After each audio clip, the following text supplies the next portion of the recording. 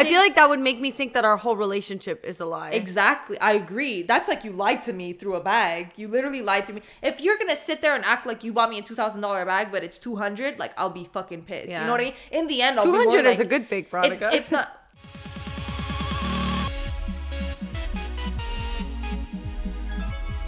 Guys, if you don't know, which you actually don't, but this is our season finale. So we decided to basically cut ways. Kidding. Imagine. We decided to break up. And Alessia, this is you finding out that I'm ending this podcast. No, but basically, guys, we decided to kind of just end our first season. We had so many cool interviews. Honestly, 2020 has been kind of like crazy. And, you know, we had a lot of like... We had a lot of good episodes, but we had great episodes. But we're ready to go on to 2021, and hopefully, you know, things will go up from here, like quarantine and stuff like that. We're working on so many new things. We're working on, you know, we're updating our branding. We're working on a new studio to shoot in. We're working on a new intro, a new song. It's gonna be crazy. I think what's cool is that once upon a time we thought this was like amazing, and now we're just gonna take it to the next level. I think it's fun when you're able to see the progress of something. Yeah, I mean, honestly, the way we are, we're always trying to like make it better, do more. And I just thought, what better time? Well, I mean, we both thought like, what better time? You're like, yeah. But I just feel like we were both like, hey, like, how do we want to start off the new year with a bang? And we've just like, we've been working on all these new things for you guys, and we just figured, like, why not split them up? We wrap up our season 1 and start with a bang in the new year, season 2. So we're going to be taking off a few weeks, like 2-3 weeks. I think it's 2 weeks, Yeah, before we post a new episode. So if you're wondering why we're MIA, that's probably why. Not because I'm in MIA, Miami. Yeah, literally. I promise. That too. But I promise we're not just stopping because, like, it's Christmas and we're on vacation, but we're literally just trying to come back stronger. And I'm really excited, honestly. Like, it's crazy, like, to look back at season 1 and be like, we started in COVID from 2 different homes. It was the worst episode. Nobody could pay me to rewatch it. Crazy. And now we're already at season 2 with a whole fucking new setup. Yeah. And I mean, it's crazy how far, like, how much we've done since then. Like, I know. I think back and I go, yeah, I started a podcast, but then I think about it and I go, okay, I didn't start. Like, at this point, I have a podcast. Yeah, like, I always think it's like 3 months we've been doing it. But it's I guess time flies when you're it's since having May. a ball. But guys, honestly, we're so, like, I'm so excited to be in, like, our new setup.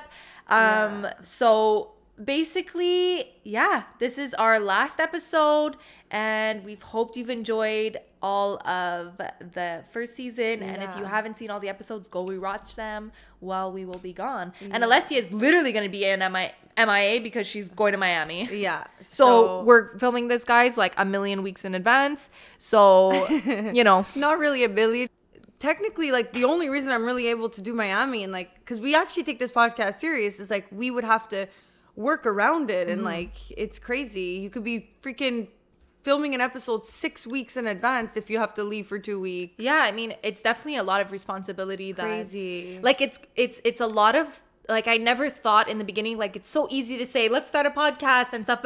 And you think, like, to commit to 1 episode a week, I don't think you guys know how much time goes into that. Like, planning the episode, actually shooting it, you know, editing it, releasing it. Like, there's so much thumbnails, time. all Honestly, this per week, I would say we put about, like, 15 hours a week just on the podcast per week, which is, like, honestly, more. Maybe even more. It depends what it is. But I just mean, like, it's actually a lot of work, and it's not one of those things now where we could just say, I'm out for 2 weeks. It's like, no, we have to. It's honestly, I signed up for another job that honestly that nobody fucking signed me up for. Yeah, I mean, can we talk about how we started this podcast? Because I feel like nobody even knows the root of the story. Yeah, so I was essentially gonna start a podcast with another friend who I'm close with, yes, but I don't have the same kind of banter, I would say, with. And originally, I always wanted to start a podcast. I think this goes back to, like, over a year ago. And I always knew I wanted to do it with Veronica, but Veronica at the time was, like, figuring shit out because she might have wanted to do it with a guy. She wanted to have, like, the guy-girl opinion, you know? So, like, it would keep it entertaining so that males and females will, like, enjoy it, and will relate to one another. Yeah. But then when they found out we're actually both guys and girls, it was easy to know that men and female can watch this podcast. But yeah, no, actually me and Alessia were both supposed to start.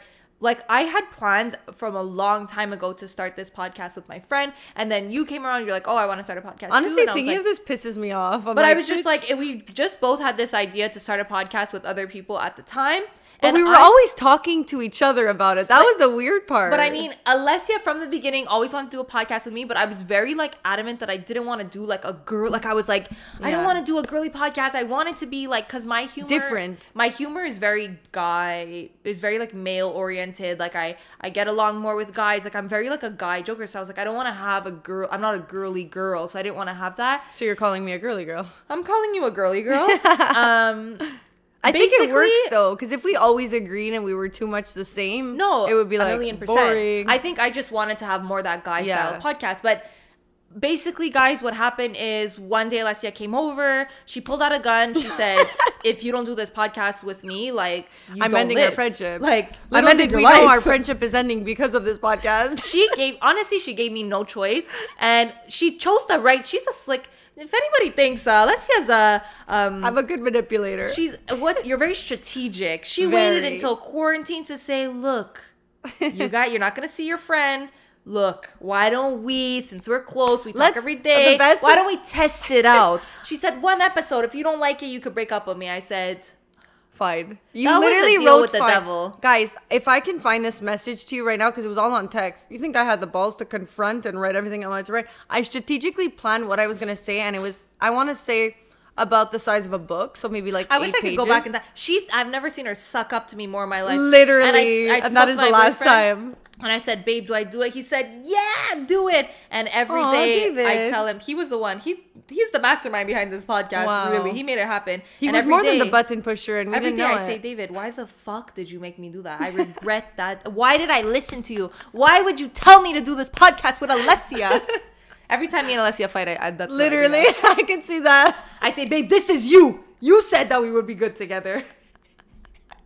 Anyways, guys, so the moral of the story is me and Alessia were about to do 2 different podcasts, be our own competition. How crazy is that to look back? I think this was for the better, though. I think it took that to be serious and take the podcast seriously, and you had to make it up to me somehow to get me into this. And I had to essentially break up with a friend and break up with a podcast to be able to be like, I'm taking it another route. There was no choice but for this podcast to be successful, because or else Alessia was like, she was shitting. She knew that I was going to walk out at any minute. She was calling up her aunts and uncles to follow. Just said gosh. She would keep down me in there. I feel like that's celebrity. No, but I think one great quality I would say about Veronica is that when she commits to something, can't think of many, but the one that I can think of is when she commits to something, I know that she's like me, where it's like, we're not going to stop this until we get it to where we want to. And I think that's what's difficult when you work with people you don't really know, or like, you know, a lot of people can make excuses, or I can't.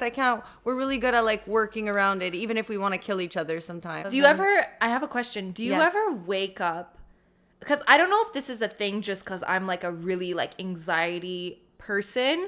And I'm scared. I think when you have anxiety, like, and anybody who has anxiety can like relate, is like, sometimes you're like in a groove and you're doing stuff, and then you just get this moment where you're like, oh my God, like I regret everything I did. I'm so embarrassed. Like, what am I doing? Like, I think it's really like an anxiety quality to have that, where you're confident in what you're doing, but 1 second you could just like almost have a panic attack about like, what am I doing? I think they call that bipolarness. No, trust me, anxiety. I'm kidding. But I'm saying, like, do you ever sometimes... No, I don't really have that. But I'm saying specifically to this, do you ever have a moment where you're like, oh my God, like everybody knows everything about my life. Like I have okay, how do I keep... Like, do you ever have that moment? Okay, so I would say in that sense, it's not really when I'm like thinking about it and I have like anxiety. It's more when like somebody will come up to me and be like, I watch your podcast. I'd be like, okay, you just stripped me naked. Like, now you know every single thing about me. You know about the breakup I had with my boyfriend, all the issues I have, like everything. Because like I think we try and be super transparent here. So I think it's more, and guys, don't stop coming up to us because I actually love it. Like it's nice to put a face to a number, but I think it's more the anxiety of being like, oh my God, what do they think of me? Oh my God, they just saw me in person. Do they think I'm ugly in person, like compared to now when they watch you? It's kind of like anything in life, and like sometimes like I have this vibe where I'm almost like, oh my God, like, what am I doing? Like, when you're doing something that's in the spotlight, and as much as, okay, we don't have a crazy following and stuff, but we still have people that are watching, people that are listening to us. And I think sometimes I forget that. And then I just get this moment where I'm like, oh my God, like, I'm embarrassed. Like, I feel embarrassed for myself. Like, what am I doing? Like, everybody knows. And I think that's part of the fact that as much as you would not, people watching this would not believe, but I'm super actually like to my like private, like I don't share much about myself, but I'm an open book, but I'm very selective about what I'll say. Really like true. I love to talk about myself, I love to say stories, I love to entertain people, but I'm not the type where I'm gonna go and like show it off to everybody. So I think I get these moments where I'm like, oh my God, what am I doing? Like, are people like, what the fuck? I know. And it just like gives me this heart attack where I'm like, I have like, not only am I doing this, but I have to keep doing it. And I just think it's crazy to think, and that's just like a moment that happens. It's like a moment of double thinking, but it's funny to think that people probably don't see that side where we do this and we're in the groove. But then there's literally days, guys, where I wake up and I say, oh my God, what am I doing? Like, are people thinking like, and that brings me to the point of like, that's why you have to not worry about what everybody thinks, because in what we both said, it was both, what do they think about me? What are these people thinking about me? And I think I've gotten a lot better with that too. At the beginning, guys, I was never comfortable being on video. That was one of my anxieties. It was like being on video, never looking like the picture perfect person I was trying to look like. And I think as the episode's gone on, I'm like, honestly, take it or leave it. Like, this is who I am. Like, why would I stop myself from doing something I want to do just because like I have like a fear? And I think the more you like, you kind of like put yourself out there, even if you have anxiety or a fear, it gets easier. It gets so much easier. Now I'm like, honestly, like I don't care. It's crazy to think where I was from episode 1. And I see a huge difference too of just how comfortable you are and stuff. But I've always believed like the way to get over a fear is to just do it. Like anxiety with anything, it's like the only way to get over that anxiety is if you actually almost force yourself to do it. Because or else you're always going to put yourself deeper and deeper and deeper. So if you're not facing your fears every day, you're just going to get worse in them kind of thing. And I just think like having a podcast is really... you really like face your like insecurities face on, because it's to the public, it's to everybody, it's what you're saying, it's your personality, it's your, you know, we have video, it's also about the way we look. And I think it's also even like, you know, like having a boyfriend, him having parents, having my parents, you know, like there's certain things like I don't exactly feel comfortable with them watching, but it's like it's out. You don't have a choice. I can't unfortunately choose like and like be like, you can watch it and you can't. No, it's really just until the next person shows them. And that's what scares me, you know? Sometimes my humor can also be mistaken as like, wow, oh, like she's actually rude to her boyfriend, or oh, wow, does she actually feel that way? And sometimes, guys, it's the cameras go on and I'm being my normal self. Like I joke around about the same things with him, but like, or with anything, you know? But I think that's a side that people don't see. Like, people love to laugh at our stories and everything, but there's also that part of it that it's like, we're here literally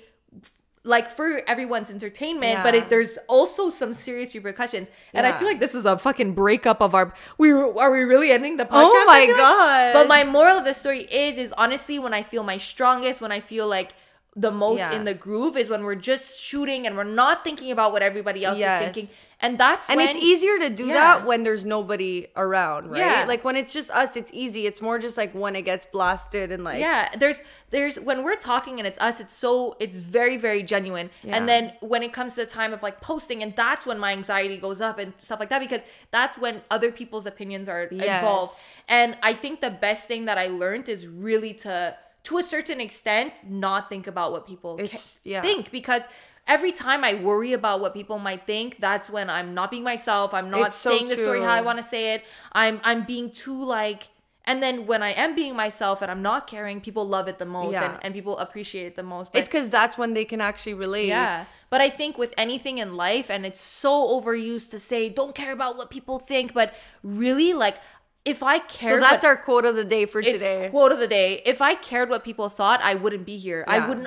I absolutely could not be here, because there's probably so many people that look at our podcast and say, huh, so stupid, or like, oh my God, how embarrassing. But at the end of the day, if I focused on that, I would never be here for the actual people who love it and who give us so many compliments and everything. Like, I think you really have to not focus. Yeah, I think what even helped me too, just to wrap this all up, is like people being able to come up to us, people I know and people I don't know, and being like, wow, I love your podcast. That's like a self-esteem booster, because you're like, wow, like, okay, you like it. Okay, we're doing something right. Because it's very easy to fall upon like all the people who are, there's always going to be the people who are shit talking. And like, I don't know. I think hearing that, I'm like, wow, if 2 people like it, 4 people could like it. If 4 people like it, 5 million people could like it, Yeah. You're like, calm down there. Slow the fuck down.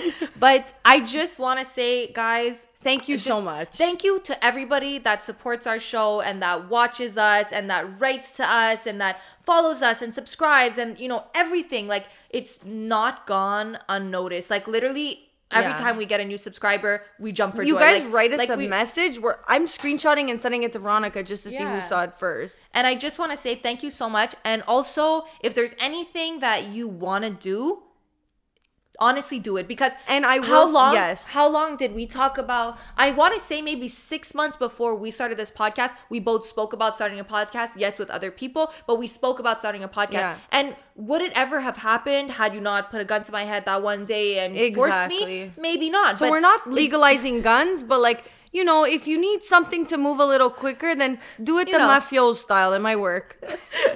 But it's the Italian in her that came out. But honestly, guys, sometimes you just have to take the risk and actually do it, because it's so easy to talk about doing something. Yeah. Everybody talks about having a podcast. Everybody talks about doing something, and then nobody actually does it. But what people don't understand is nothing coming out first is going to be perfect. There's no way. You can ask any podcaster, no one's going to love their work the first time. It's going to be once they get comfortable and they get natural. So if you ever wanted to start a podcast, honestly, go ahead and do it. If there's anything you want to do, it takes starting to be able to be like, wow, I want to improve. And that's when you get better. And then that's when you learn. And that's when you get more experience. And then that's when you create something great. Like, I just wanted to kind of go on the year and like how crazy but uneventful the year has been. Yeah. And like, it's coming to an end, and crazy to think that in March we were going, 1 week off, and now it's almost a year later and it's New Year's and we're not even starting off 2021 going COVID free. Like, that's exactly why I booked my flight, and I was like, I am going to Miami because I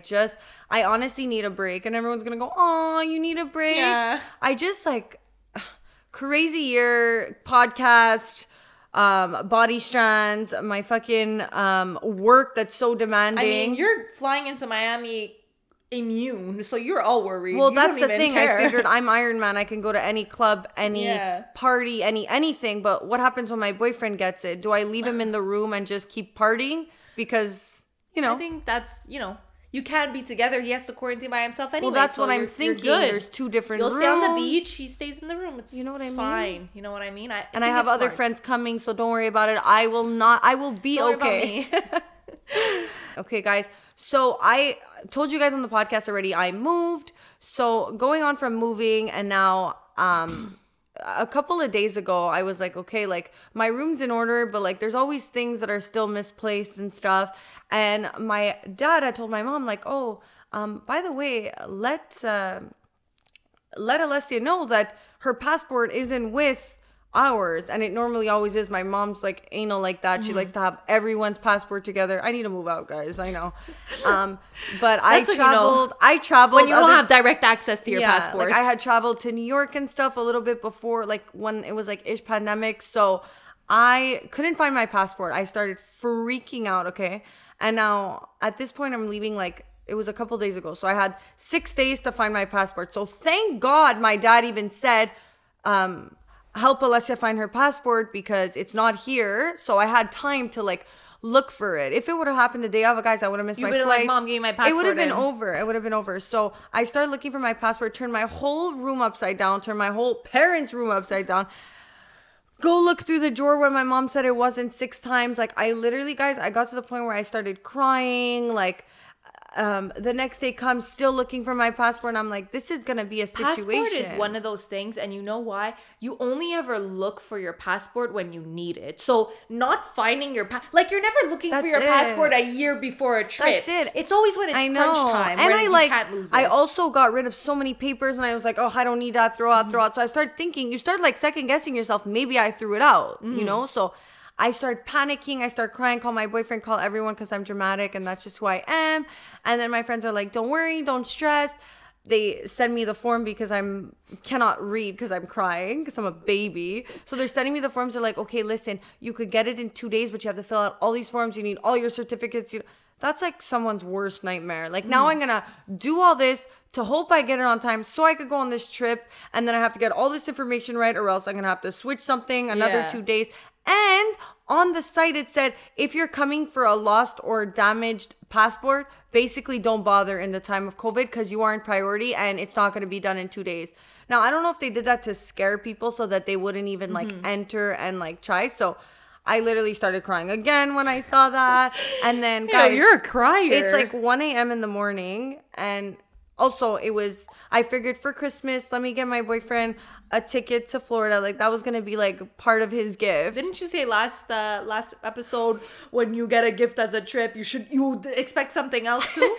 Okay. So that's why I got him something else. Anyway, just something to open, something small. Well, I thought it would be small. We'll get into that after. But anyways, and then so I'm looking for it, can't find it. So now I'm filling out the form, okay? Guys, it's like 4 papers and they're asking for so much shit and it's like, what is your dad's full name? But guys, even if I know how to spell my dad's name, I don't want to fuck up anything. Like, my time is on the line here. Now I'm like, hey, Dad, how do you spell it? A middle name I don't know about? He's like S-A, like, and I'm like, okay, wait, what's S? Like, that's the point I was at. Like, what's S? Like, I'm so anal about getting anything wrong. I'm like, what's our new address? What's our old address? Where did I work before? Like, the questions are asking me. And then I'm like, Mom, what's your number, your phone number? I'm putting mine. I'm like, I'm so nervous because I don't want to fuck up anything that I'm fucking up this whole entire paper. And I'm there with the liquid paper. And I'm like, are they even going to use this liquid paper? And I'm going to have to redo it because, like, liquid paper is, like, not allowed on this.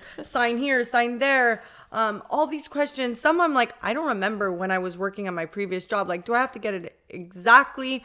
And then they're asking for somebody, like a friend who's known you, a reference for 5 years. Yeah. I'm like, okay, wait, I'm going to put Veronica. Wait, it's 2:00 in the morning. She's sleeping.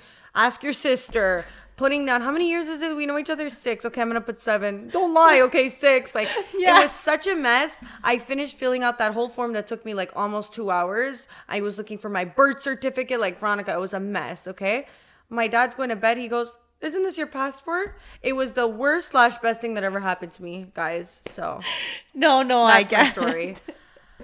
So much anxiety, though. I can't even explain to you. That's insane. Imagine saying, well, first of all, I was thinking, I'm like, that's his Christmas gift. And what? He's going alone? I don't fucking think so. Literally. Like, if you don't go, I don't go. If I don't go, you don't go. Like, those are the rules. Honestly, talking about passport is one of those things that's like the scariest thing you could lose because it's not an easy it's not like your bank card where you call and say cancel it and you get a new one in the mail. And worst thing is, because I'm doing like a fast like I'm like trying to get my passport super fast, there's fees thrown everywhere. Like, Veronica, I was doing the calculations over $500. I was going, honestly, like, do I need this before I'm traveling to Florida? Like, absolutely not.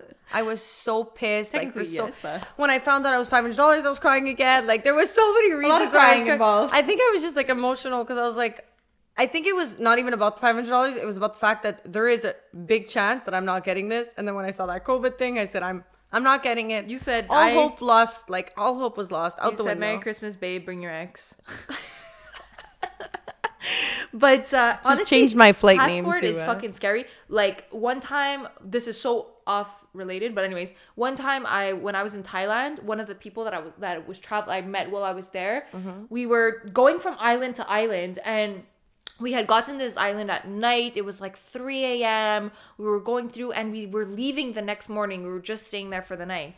The next day, we're on a new island. He checks his backpack, can't find his passport. They had to go back to the other island. They looked everywhere, but we're in another country, meaning that he can't leave the country until he gets his passport. But he can't take any boat. He can't take anything without his passport. He lost his passport in Thailand. Well, he had his whole trip booked for 2 months, okay? They were supposed to go to Australia after, all this stuff. Lost his passport in Thailand. He had to wait like 3 weeks while he was there because you have to go to they were English. You had to go to the English embassy, everything. I was like, wow, that is Now I understand why my mom says, buy the thing where you put your passport and Oh never my show it to God. anybody. And the worst part is Veronica had got me a gift where she got me like a passport holder. So I'm like, where the fuck's that stupid thing with that green thing that Veronica gave me? That's where my passport should be. Where the fuck is that thing? I never liked that thing anyways. Like, you start hating everything. I was like, honestly, if Veronica called me right now, I'd tell her I hate her. Like, you break up with me, and that's why we're here now telling you that we're ending the podcast. Oh my God.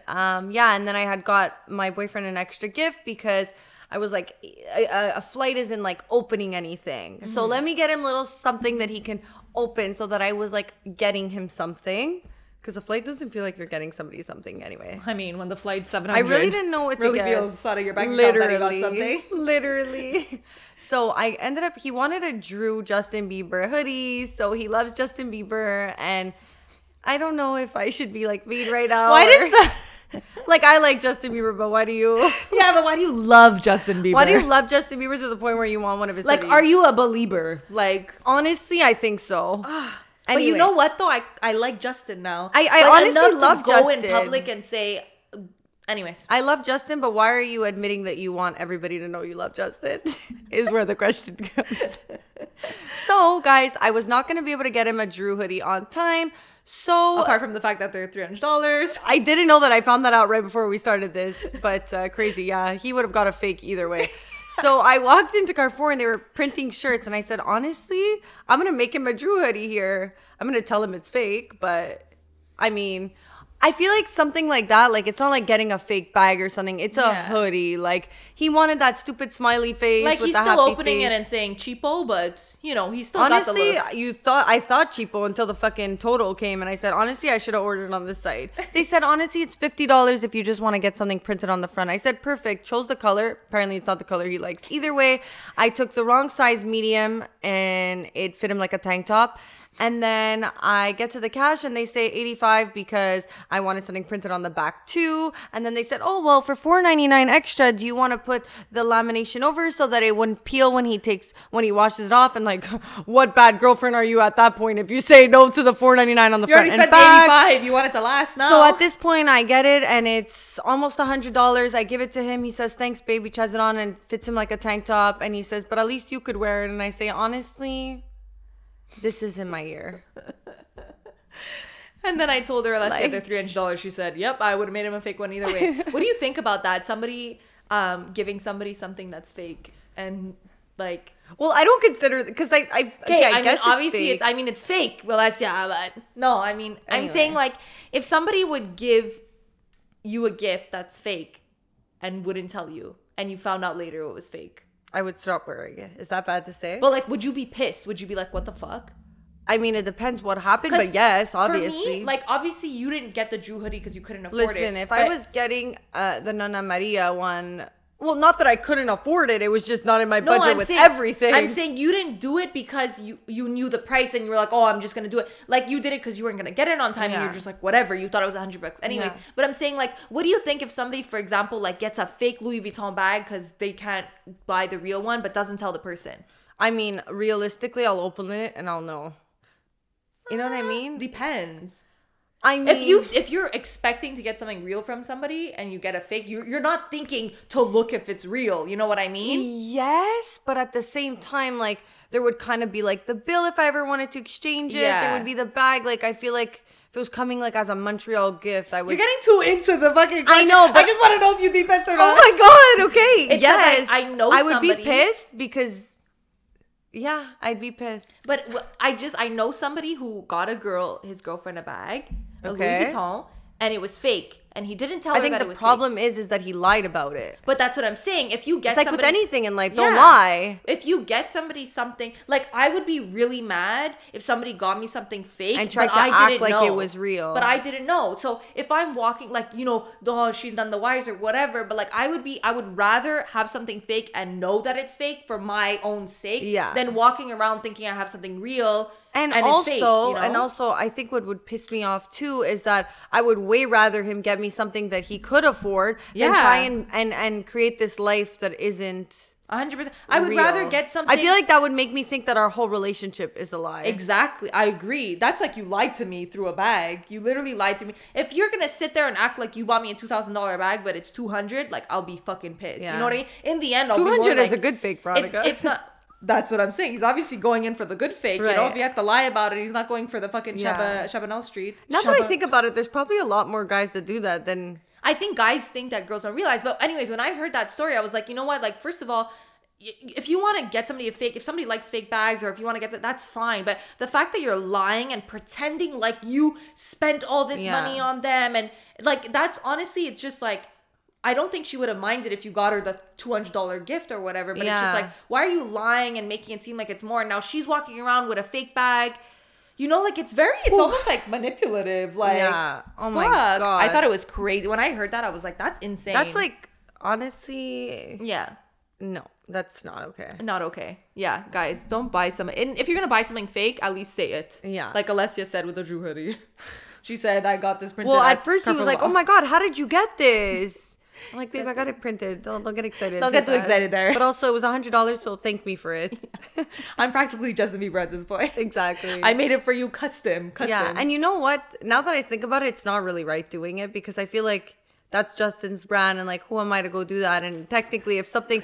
So now you love I Justin. Just put my fucking now you're a believer. Guys, she's a believer now. No, circle. Because I do stand by like fakes shouldn't be allowed and I just did that. So I totally agree. God's way of saying it's not going to fit him and throw that thing in the garbage. But if you see me wearing it, no hate. I totally agree, but I think, come on, if it's just, I mean, when you're remaking a $200 thing, it's a different story than when you're, you know. Anyways, enough from that, guys. Yeah. It's New Year's in like, I don't know how many days because I'm trying to think about when this is going to be posted, but it's New Year's very soon when you're going to be listening to this. It's coming out the 28th. And personally, I have always hated New Year's. I usually am working on New Year's. I can't remember a time that I was like, wow, I had a crazy New Year's. Like, I've never had a fun New Year's. New Year's is like your birthday. Like, it's, again, another night that is so overhyped, overplanned. You're waiting on that countdown no matter where. Everybody's wearing the same dress because there's only one sparkly one at the store. Where you are in the world, everyone's waiting on that countdown. Everybody wants their love or the person they're talking to, or they just want to be wasted, which is probably... best case scenario.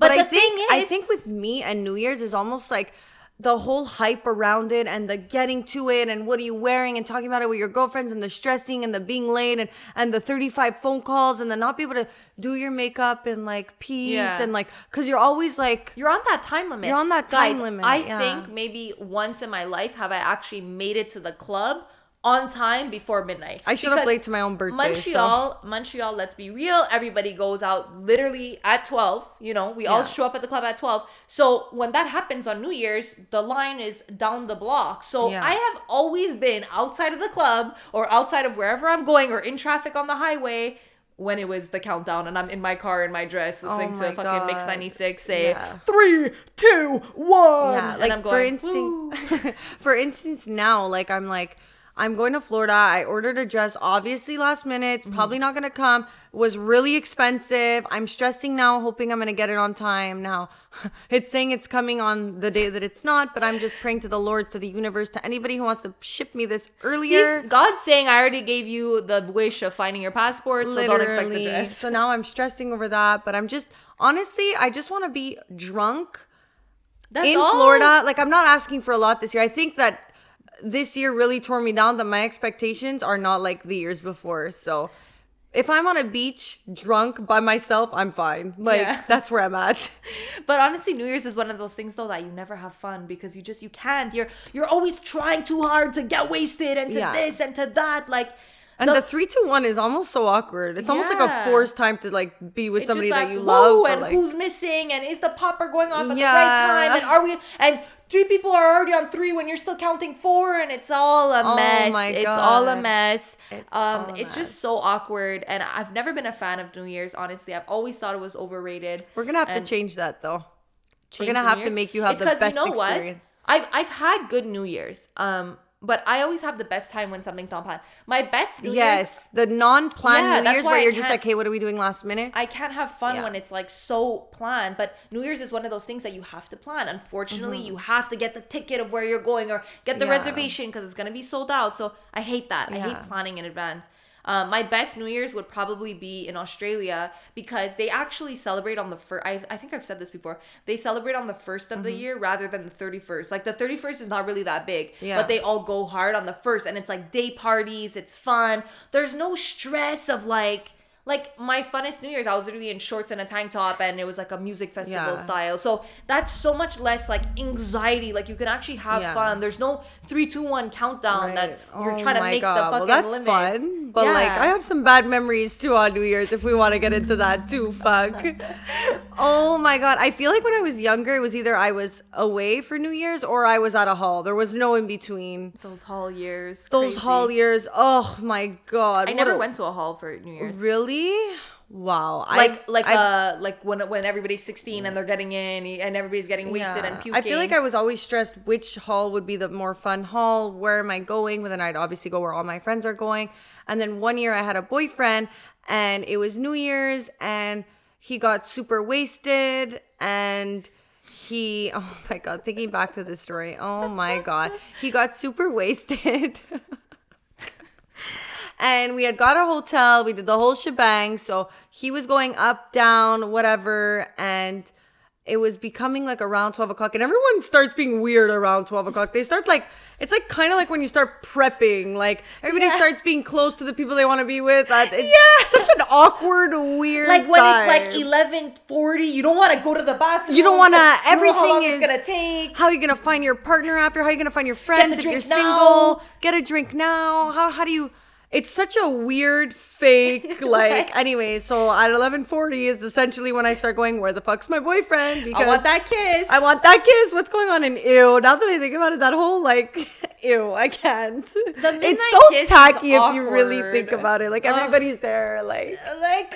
Anyway, so I find my boyfriend at 11:53, and he's upstairs in the hotel puking in the bathroom, okay? And at this point, I'm going, honestly. Didn't even hit the New Year yet. Yeah, it's like 11:55 now. And he's throwing up and I'm being the worst girlfriend. I'm not getting him no water. I'm not doing any of that bullshit. You're saying, babe, you ruined my first I'm literally saying, kiss. Are you fucking serious? We got a hotel. We did all this shit. And you're fucking like throwing up right now. What do you want the guy to do? He can't even talk back. He can't answer back. I'm literally roasting him.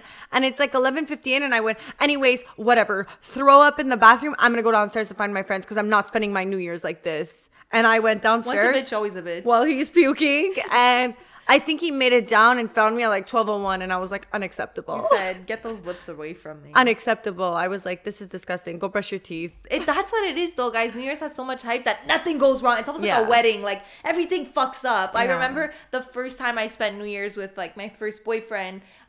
We were staying at my sister's house. I don't remember. We went to this party, went to like a hotel party. We got back, we had drank, and then we were like having sex. And literally he's like, hold on. And I'm like, okay. And I got like a cute lingerie too. Like I was like, it was first boyfriend where you're still trying. You're still like, you have that first, like you think New Year's is like something to buy a gym provocateur for. You know what I mean? I had that Victoria's Secret bang, bang, bang set. Still have it. Still fucking nice. Anyways. I don't wear it though. Guys, I'm in my sexy lingerie on New Year's. And it's probably like 2016. And he's like, hold on. I'm like, okay. I wait. You think he's coming with a present or something? Yeah, I'm like excited. He said 2 minutes. I said, sure, I'll be waiting. Time. I was like this on the bed. You were the girl with sushi on your body saying, take your time. I was there with the fucking... So he's like, hold on, leaves. And then it's like 2 minutes. And then I'm like, where did he go? Like, I'm so confused. And then don't I like go down? I go, babe. He's like, just a second. I hear him puking, guys, in the bathroom. I went, honestly, he came back 15 minutes later and my lingerie was off. I was in my Cookie Monster pajamas and I said... guys are always ready to continue going. He was ready to go back for He jumped right back in those covers and I said, That Victoria's Secret's back in the bag. Oh my God, what a year it's been. New Year's never happens the way you think it's going to happen. It's so crazy. Insane. But honestly... I wanted to get into, guys, put a little twist on our last episode. I wanted to get into some fun, like, first time questions. Let's go. Everybody loves when we just like spill the beans about our fucking lives and say shit. So I came up with a couple of questions that I was gonna interrogate us with. And basically what they are is like first time. What is it like? How do we start it? Like it's a first time first time life event, I guess. And I just want to start off and say that my first question is first job aspiration. And let me tell you, I didn't even know a podcast existed when I was fucking born. Or that's what it would have been. Yeah. Mine was like being like a professional soccer athlete. Ew. Was your email looking like back and you thought I was soccer a girly? You thought I was a girly girl. hotmail.com? Tell me your email was that. My email, guys, please don't email it because I don't go on it anymore. But it's Lil, because Lil was a thing once upon a time. Lil was a thing. Lil_Italian, because nobody knew I was already Italian, so I had to let everybody know. And then underscore again, and then soccer. I knew it. The soccer. But then soccer was taken, so I remember I had to add something else. So it's soccerfreak@hotmail.com. Lil_Italian_soccerfreak@hotmail.com. And that is the reason I never ordered at Sephora, because just to go through that email, I'm taking up 40 minutes. They're going soccer, soccer, SOCCER, soccer, God. freak. Yeah, and I remember I was using that email to the point where it was like CVs too, and I remember saying, "Okay, it's time to grow up." There was nothing like those soccer boy, soccer freak, Lil. Everybody's email back in the day had a Lil in it, had a sport in it, had some kind of number that we loved. Yeah, like, what was yours? Mine was OG. I think I've said it before on the podcast, but it was Veronica Sponge 11. And honestly, I still sign on sometimes. No, but what did you want to become when you were? What were you like aspiring to be? My aspiration when I was a kid, honestly, at first, it was to be a rock star. I really wanted to be a rock star. And I had this blue wig. The explanation for all the colors of hair? Yeah, I had this blue wig, and it was like a short blue wig too. And I used to always wear it. And I was like, I'm gonna be a rock star one day. And that obviously didn't happen, and it's not going to happen when I realized I can't sing. And then I wanted to be an interior designer. I wanted to be a makeup artist. That I could kind of see, though, interior design. You like all that. Makeup artist, I don't see as much. I didn't go too far away, but anyways, now I'm here. What am I? Not sure. A lot of things. But yeah. But it's just funny to think, like, it's funny to see your first, what you wanted to be and where we are now. So next question. First job you ever had. Oh my God. Okay, this is something that I was like embarrassed about for the longest time. Ask me why. Okay, first of all, this job that I was at, before I say what it was, is I made a lot of friends through this job. And I still continue to be friends with them. And we still talk about those days. Well, and you honestly, say you're embarrassed, but you worked there for like 6 years. Thanks, Veronica. I wasn't going to put a date on it, but thank you. You said always have your best friend there to put you back in your place and let you know where you stand on the spectrum. So, guys, I worked at Swatch. Okay. It's not even that bad though, but it's just funny. It's funny because it's like I knew nothing about watches. How did I even get into this job? You have a 2-year guarantee on the warranty, on the mechanism, on the battery. It's not even like they're your style watches, like, at all. But then different. I think about it and I'm like, I was really grateful. One, because I was making more than everybody else at minimum. What do you call it? Minimum wage. I was making commission. Like, thank you very much. And I wasn't fucking working at Zara where all you bitches were folding clothes. What did I have to do with the watch? Clip it back in. Inventory was easy. Everything was easy. That's why I stayed for 6 years. Because every year our salary went up. And I was making more money than my friends, like usual. Well, fuck. I wouldn't say you hated it then, because you seemed to love it enough to say 6 years. I hated it, but when somebody was walking in the mall, the location of where it was very like, Alessia was working at Swatch. Oh, so no, I was always... It started off 2 square feet. Okay, so the way my job started at first, Swatch was literally a circle in the middle of the mall. Oh, like a kiosk. Like a little kiosk where we were 6 people in a little circle, and it was very concerning. But then after that would never happen in COVID they times. decided to go global and get like the fucking biggest property real estate in Carrefour Laval, and that's where I was working, where it was like nice. And when I'd see somebody, I'd be like, oh my God, I'm embarrassed. I'd walk in the back store and everything was Gucci. But up until then, actually, even when I was working there, it was just, we had this like kind of like Apple uniform. It was like blue and it was just ugly. And I was like, honestly, get me out of here. And then It just like It's eventually because you I was know like, what no. it is? Nobody actually goes in, like none of your friends are going into Swatch to buy a watch. They're going in just to say hi to you, and then they're saying bye. That's the problem. That's the freaking problem. Like, and then they come in and like when my boss isn't there, they're like, Kayla, I'm thinking of this one, and I'm like, hey, bitch, get out of here. You're like, you don't want it. Like, you don't come want on. it. Like, anyway. My first job, like when my first like real job was actually at A&W, and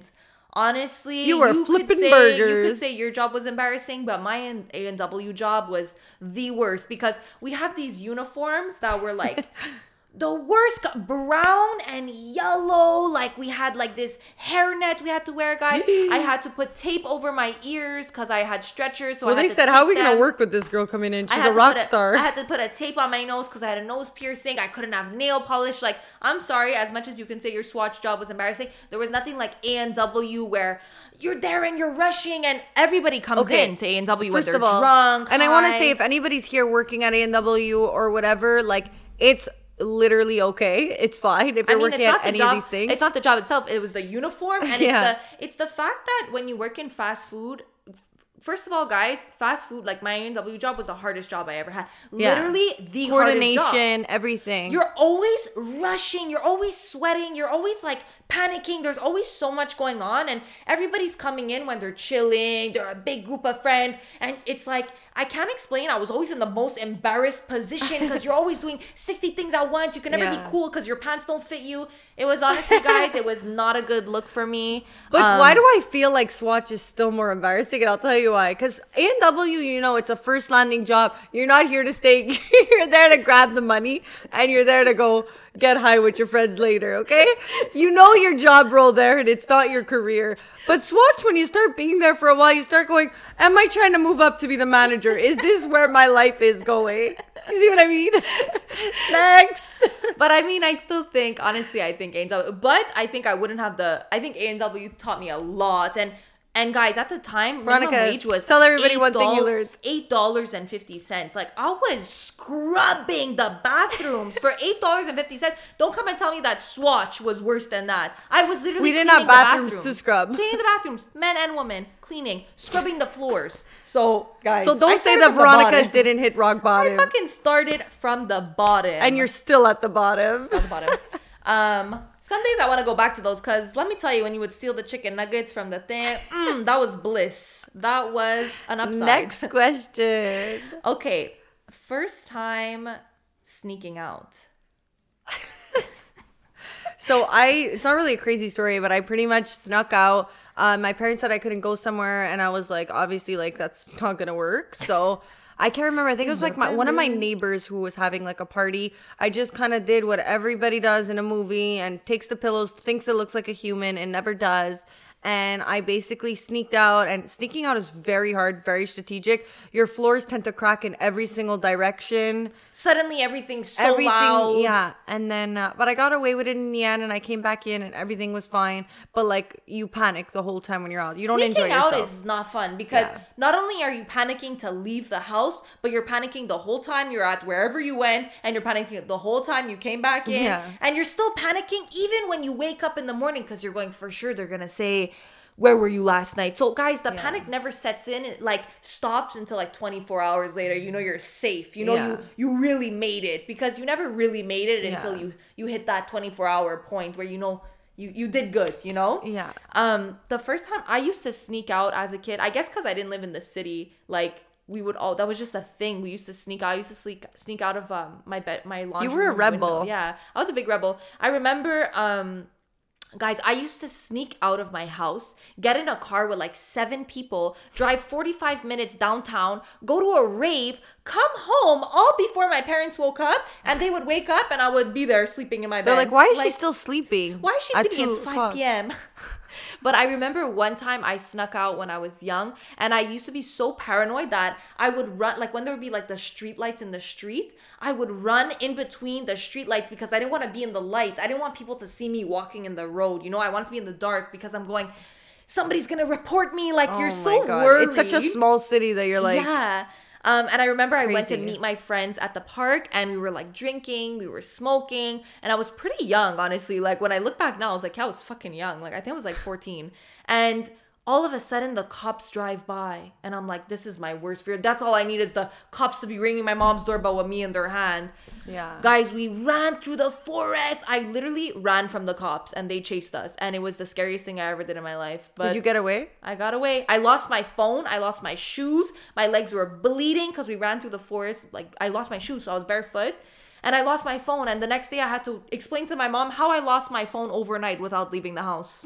And I needed to get a new phone. But yeah, that was a crazy fuck. I miss the days of sneaking out though. Now it's like, Wow, you make my story of going to a neighbor's house be like, Mom, what the fuck? I wasn't a rebel like Veronica. I just wanted to go and, see my friends. Like, it's so much more fun when you have that anxiety. Like, even being like, it's like the rush. And you can't live get for in the it. club. Like, it's not the same now where I could just walk into any club I want.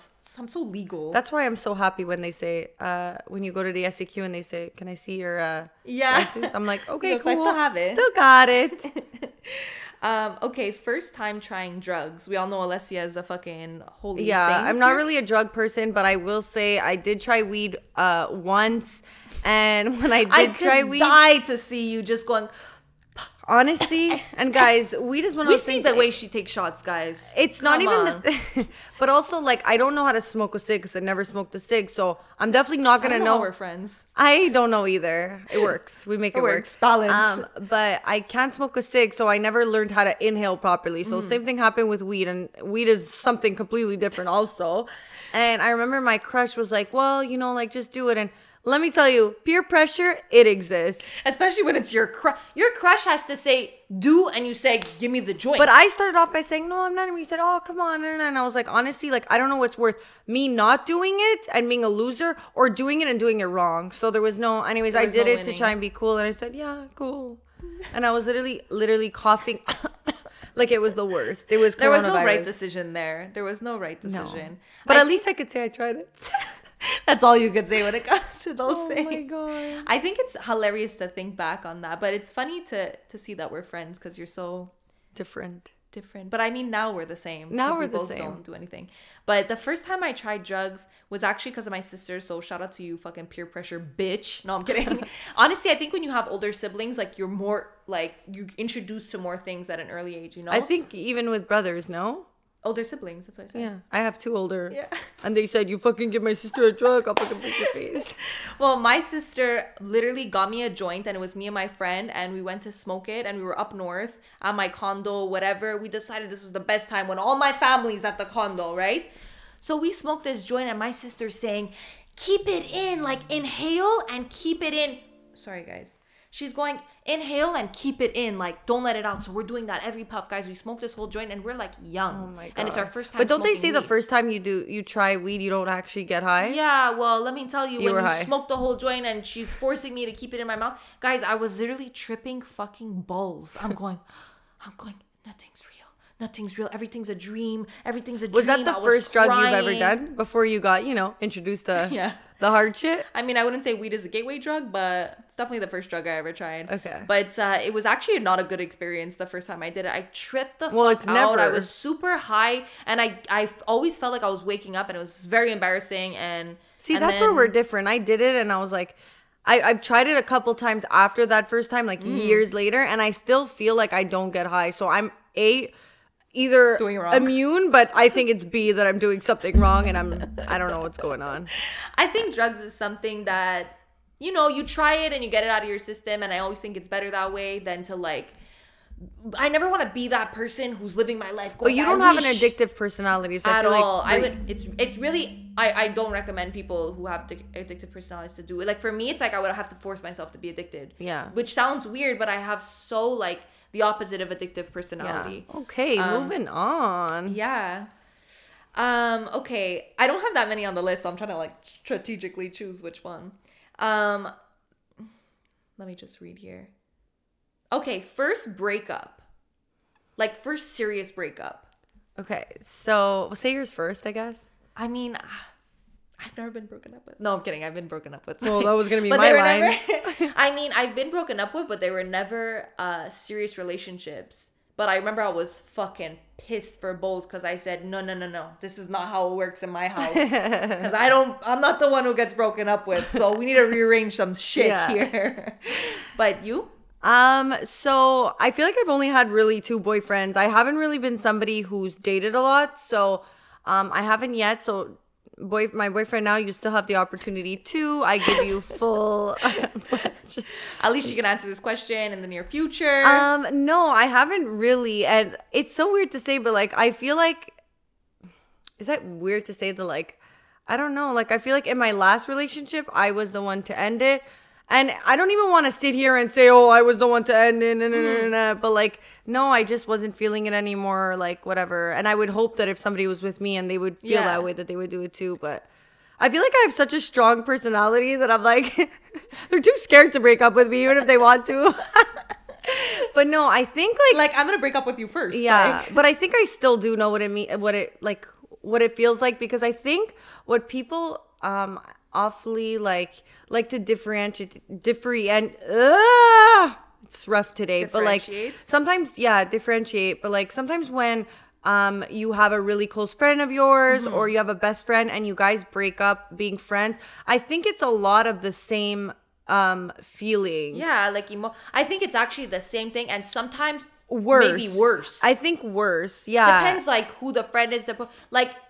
When somebody is so in your life and you talk to every day, whether it's a boyfriend, whether it's a friend, and you share everything with it, you guys have inner side stories, and like you have memories together, it's the same thing. And I feel like that's definitely happened to me. And I feel like a lot of people could relate, and it's actually crazy. Like if you really think about it, like it's like every day you're like, oh my God, like, okay, we're not friends anymore. Like it takes time, and like sometimes you know that these people were meant to be in your life, and that like you're no longer friends for a reason and for a better cause. And sometimes, a lot of times, people break out of being friends for like pride and ego, and that's when I think it's scary. But like when a friendship ends, and it ends because like it needs to end, and we no longer see like we have no longer the same values, or like too many things really or too many things have happened for it to go back to the way it used to, that a friendship just ends. It's still super hurtful. Like just thinking about it now, like it's like it takes time for you to be like, oh shit, like, because like friends always fight, you know, and sometimes you think like, oh, okay, you'll get back to it's just another stupid fight we're having. But like when something major happens and you know that it's the end, you really go, wow, like. But then you have to rearrange kind of like, you know, it affects the friend group too, because usually it's not just your friends with one person. It's like everyone's friend. So it makes like a big impact on everyone. And I think like it's also all the stories or like things that have happened together. It's like you lose all. I think it's a really weird thing. And chances are, because when you break up with a guy, everyone says he's a loser and nobody sees him anymore. When you break up with a friend who's still in a friend group, it's like you have to manage your time now to see friends, and it's almost like a loss. Yeah. Like, but also, like I'm saying, like usually when it's a friend, you know them way longer than when it's a boyfriend. Majority of the time, I mean, friends, you have them for years and years and years, and boyfriends, it could be a year, it could be 2 years, like. It tends to be way shorter periods of time. So I think it's like a bigger like gap that's like, you know what I mean? Especially when you know the families and stuff. I think friend breakups are something that a lot of people don't talk about often. Yeah. And I think it's really like... And I think it can have a lot of people go through depression and so many things, because it's like, especially when you're so close to a family, and like there was so much good in a friendship, and then like, you know, and I think my personality too is I'm very not somebody who wants to... live in a world where I'm like, oh, if I see them, it's got to be that awkwardness. Yeah. I've never been like that with ex-boyfriend or with anything. Like, I don't like that tension. I like to at least keep it at high by. And like, sometimes it never gets there, or it takes, I guess, years. I don't know. I'm not there. But like, it's a really weird thing. Like, I think it's a really I think we could do a whole other topic on it. I think it's so weird, and like you were saying, it's not like your friends can all be like, yeah, fuck, because it's a personal issue. So when it's a boyfriend girlfriend thing, it's like you have your girls, they have your back. You're not losing anybody in your support team, but losing a friend is legit your support team. And especially like I know people who have like broken up with friends who were like their best friends, and that was kind of their only friend, and it's so hard to like, you have to really say to yourself like, for my own like respect for myself, I can't go back into this friendship. You know what I mean? Like, and I think it's really deep. Like I can imagine like, I can imagine having only one friend and you have to essentially X the friendship out. Like, that's a huge, you're literally saying I'm gonna have no friends rather than be your friend. And that's a huge loss. Yeah. Like, and I want everybody also to know that it's never one thing that ends a friendship. It's an accumulation on both parties who are feeling a certain way, and sometimes what happens is we feel that way and it just like bobbles up and we never say anything, and then there's eventually that big fight that kind of like draws the line where you start to be like, look, I have to have respect for myself at this point on, and I can't continue it. And I feel like I'm really the person when this thing happened that I was very like, I never want to turn people against each other, and that's just like the character I have, and I'm super like, and I know that all my friends are friends with them, so I would never want them to choose sides. It was more just like your fear of like, not everybody is like you, not everybody will not take a side, and I think that that's when I really was able to see who my true friends are and who's able to be manipulated, because at the end of the day, if I was friends with two people, I would never let somebody be able to like dictate if I was gonna be friends with them or not, you know? So I also think like that's the complicated things about friendship, because there's always gonna be like it's almost like I can't explain, it's triangle, a web, like somebody's always closer to somebody, so it's like you're always gonna have that lean, and I think that's what's really complicated, because there's way more people involved. Like, obviously, if you have, like, a bigger friend group, there's way more people involved in the breakup than if you're just breaking up with a guy. Yeah. You know what I mean? So I think it's really deep, and I also want to say... deep, and, like, it even is so deep for the people who are in the group, because, like, you never even want them to have to pick a side. But the thing is not everybody's like that, and some people like them to feel like, no, they were wrong, and everybody should be on my side. And that's when it starts to feel like it's, like, such, like... 100%. But I also want to say, like... as much as everybody says, you know, like, you know, don't be with that guy, he's this, he doesn't treat you right, he doesn't this, he's toxic, blah, blah. I also believe that friends can be toxic and family members can also be toxic. And I think that there's no problem with, and there's nothing wrong with you for breaking off a friendship or, you know, a relationship in whatever way it is. That's at the end of the day, like, you should have the same amount of respect for yourself that you have in a relationship that you have with your friends. Just like you're so easy to break up with a guy over whatever, you should be picky like that with your friends too, because it doesn't, just because you're not gonna... I think at the end of the day, if you're trying to go somewhere in life, you want to be with people that surround you. Like, you want to surround yourself with people who love you and who are going to be there for you and who are going to pick you up in Quebec City if you have a fight with your boyfriend and are going to be able to drive 4 hours. And I honestly can personally say, like, I can't sit here and say I have 3 million friends who could do that. And you know what? It really is about quantity over quality. I really think it's about quality over quantity. So, guys, if you're in a situation where like you're fighting with a girlfriend or whatever, or you've called it off, you really have to ask yourself, what are the pros? What are the negatives? If your negatives like are bigger than your pros, then I think it's just like it's gonna take adjusting, like it was for me. The beginning, it was super hard. I cried a lot, and then eventually I realized, like, wow, like so much has changed for the better for me and like my outlook on life. So like it's harder to see when you're in it, you know. But friends is one of those things where it's not like a relationship where you, like, every day in a relationship, let's say in a relationship, when something happens, you're always like, do I break up or not? That's your choice. You always have that choice to like end the relationship or not. In a friendship, you don't really have, like, you're never like, it's just you're always gonna be friends, kind of. That's always the mindset. You're never thinking of breaking up with your friend. And sometimes people just like distance themselves, you know? Yeah, but I think like at a certain point, I don't think there's anything wrong, that sometimes you have to also think about yourself. And I think friends is one of those things that do get the friendship drags along, and it drags along because you're just friends and you've always been friends. But sometimes you look back on the friendship and you say, well, I'm not gaining anything here. Like, and not even like that you should gain something, but I feel like to have a meaningful relationship, I think you should. You always have to be somehow gaining something and giving something, you know? That's a good relationship. So if a friendship or whatever it is like bad for you, like, I think you should take it the same way as you would a relationship and be like, well, there's no reason to keep this going, you know? And I think people don't realize that enough. And I feel like a lot of the times, like, my friends, I have a lot of friends who, like, when they ask for help or whatever, they'll come up to me and they'll ask me, and I'll always ask them, like, whatever it is, like, what are you gaining from this? Like, how do you feel in this situation? Like, are you happy? Because, like, at the end of the day, like, your happiness is the most important. So if, like, somebody's not bringing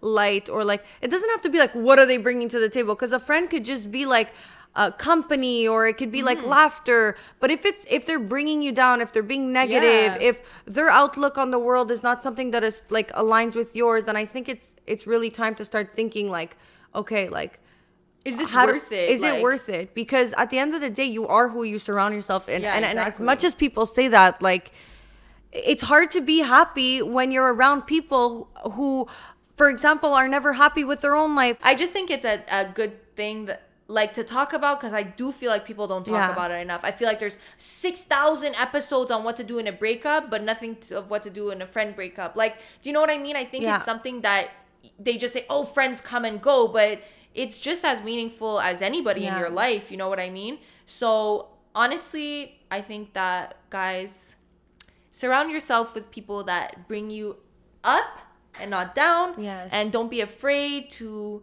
do what you feel is right. Don't be afraid to chase your goals and do what you want. And yeah.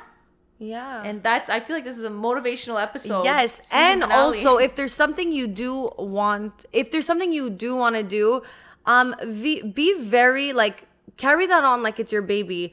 I wouldn't exactly, look, everybody's at different places in their life, and, like, really hold that as if, like, if you know you're gonna share that idea with people who are gonna be negative towards it, or who are gonna have different opinions, which is okay, then I would suggest starting it, really working on it, and really telling very few people about it. Because the second you start getting opinions about people, and then opinions is when people start to be negative, and then your idea of what you wanted to do starts to, like, diminish. And that's when it gets scary. And there's so many times when that's happened to me, and now I'm very, like, if I want to do something, I'm gonna work on it, I'm gonna try my best, and if I fail, I fail. But if I'm gonna not try because I told people about it and then they weren't, because if you're not aligned at the same place, or people have never experienced it or done that, or don't understand, their first attack is going to be, well, they always have something to say.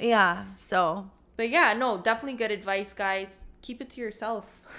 Work on yourself. Work on yourself. It's a new year. Do what you want to do. 2021, guys. Hopefully, we will be back to whatever normal is soon. Yes. And I'm so excited for you guys to see our new studio, our new content. If you think our guests were really good on season 2, well, we have no idea what they are on season 2. On season 1, you have no idea what they are on season 2.